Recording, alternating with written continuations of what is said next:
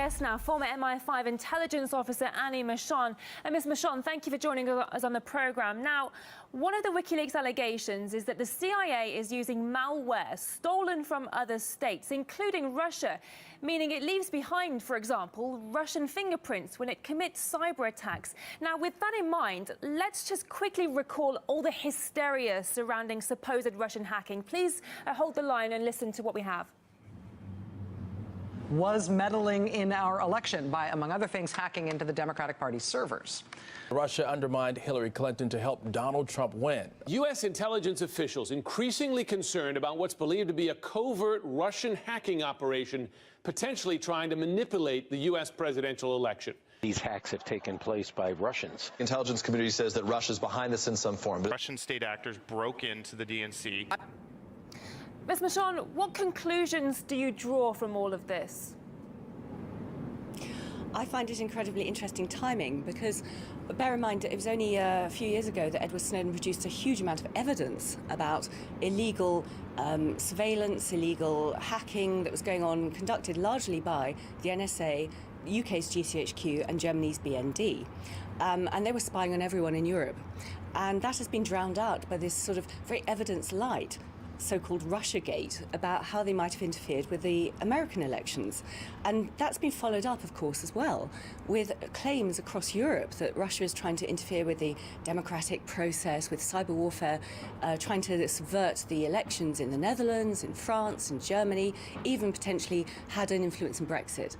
Now, this appears to be so much rubbish. There is no evidence being produced, as opposed to what Edward Snowden produced, to show what the NSA and GCHQ are doing across Europe. So it's very interesting to watch this now, that there does now finally appear to be evidence that has been leaked to WikiLeaks about the CIA doing this. And I'm particularly concerned about the inclusion of MI5 in this process, because it appears that there might well be a secret state within the so-called deep state that has been attacking Brexit, it's been attacking Donald Trump's election, all the rest of it. And it appears that rather than the NSA and GCHQ, the two official electronic surveillance organisations in the USA and the UK, have been subverted by the CIA with its secret huge budget to try and build up this electronic surveillance infrastructure, and MI5 of all things, which is there to try and protect democratic national security within the UK. So I'm slightly perplexed, but I'm very interested in the timing. Now, according to WikiLeaks, the US consulate in Frankfurt is being used as a remote hacking base. And given the past NSA scandal, how do you think Germany and indeed Europe will react to the revelation?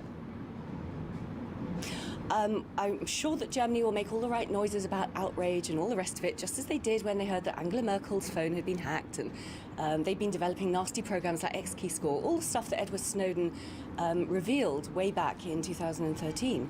However, we have a situation where Germany has just recently produced a new law that gives the BND massively wider spying powers within Germany and across Europe. We've just had a new law in the UK, the Investigatory Powers Act, that gives GCHQ and the other spy agencies massively broadened surveillance powers, up to and including bulk hacking, which is precisely what these leaks to WikiLeaks appear to confirm. And also bear in mind as well that last year there was the biggest botnet attack ever, which took down the internet across Western America, then across Eastern America, and then across some of Western Europe. And this botnet was was built on smart devices within people's homes, not their computers, not their phones, but things like smart fridges, smart computers, that sort of thing, smart televisions as well. So it's utterly feasible that all these devices have already been hacked and they are used to spy on us. Now, perhaps most concerning of all is that the report suggests the CIA has lost control of its malware, and now it could fall into the hands of anyone. How much of a security threat is that?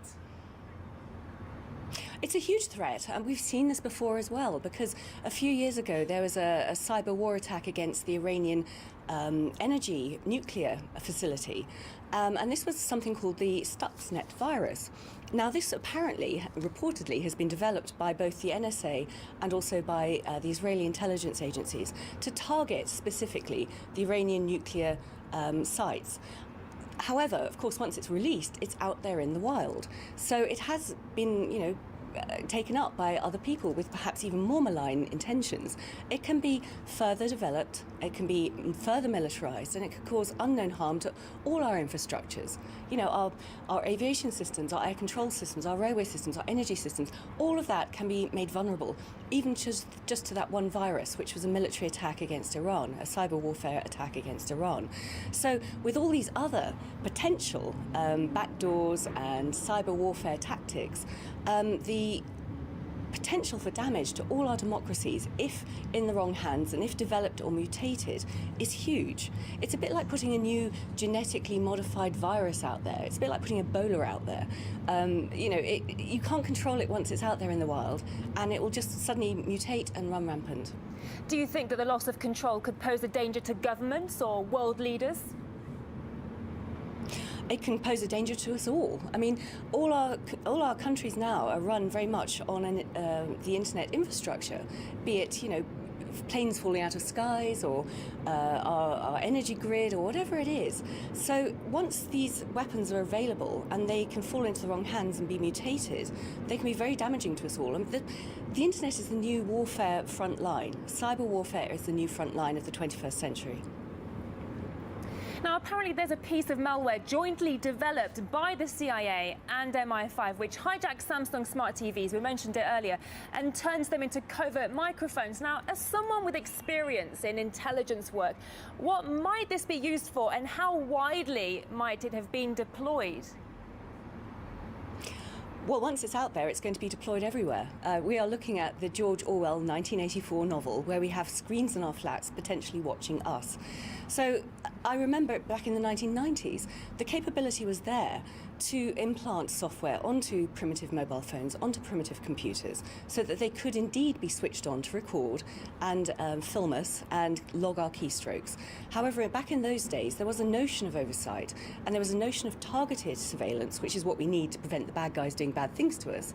And it was also very labour intensive. Of course, because of the massive expansion of the internet and technology, now they can do it on an industrial scale, which is what they seem to have developed, which means that none of us has any inherent sense of privacy unless we take quite extreme actions to protect our privacy, even in our own homes.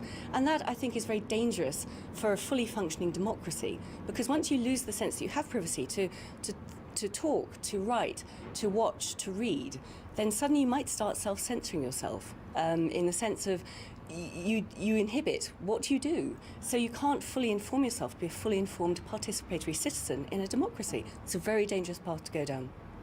OK, former MI5 intelligence officer Annie Machon, thank you for your time.